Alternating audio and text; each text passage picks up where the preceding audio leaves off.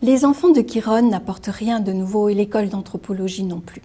Nous n'apportons rien de nouveau tout simplement parce qu'on a assez, j'ai envie de dire, de l'ancien.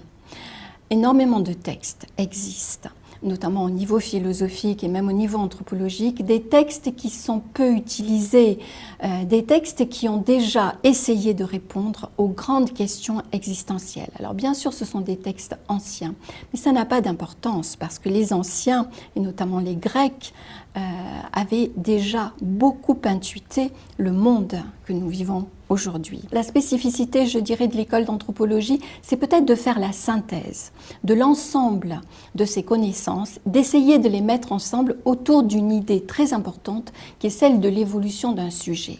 Le sujet se construit au cours de l'histoire et nous pouvons effectivement repérer dans l'histoire chaque étape qui a façonné véritablement l'âme d'un sujet pour arriver à cette époque qui est la nôtre, l'époque dite moderne et même de la postmodernité, qui est celle d'un sujet qui se trouve dans un processus d'individualité très important.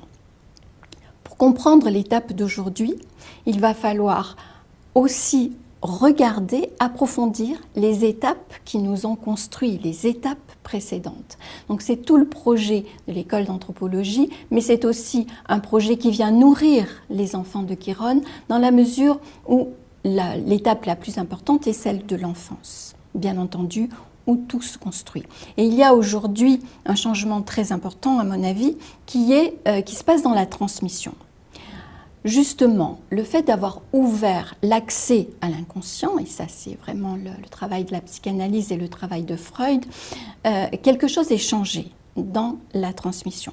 Avant, la transmission se faisait d'une manière très inconsciente.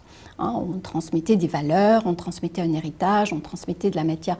Aujourd'hui, la possibilité de comprendre qu'on transmet aussi du négatif et la possibilité de changer ce négatif, d'essayer de ne pas transmettre, je dirais, tout le paquet que nous transportons dans les familles, va vraiment changer le regard qu'on porte sur l'enfant. Et le projet des enfants de Chiron, c'est ça, c'est d'essayer de comprendre ce qui se joue et ce qui se passe à ce niveau pour permettre aux parents, ne serait-ce de prendre un peu de distance par rapport à l'enfant et le guider dans cette liberté, dans l'acquisition, bien sûr, de cette liberté.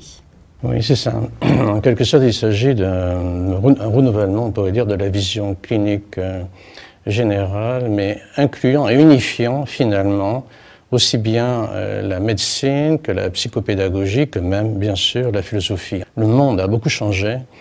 Et le temps est venu d'unifier en quelque sorte, en profondeur, la genèse du sujet, la construction du sujet, depuis ses balbutiements jusqu'à l'âge adulte, en interrogeant en particulier l'histoire des symptômes. Mais j'insiste, en essayant dans cette unification clinique de sortir un peu du contexte thérapeutique traditionnel.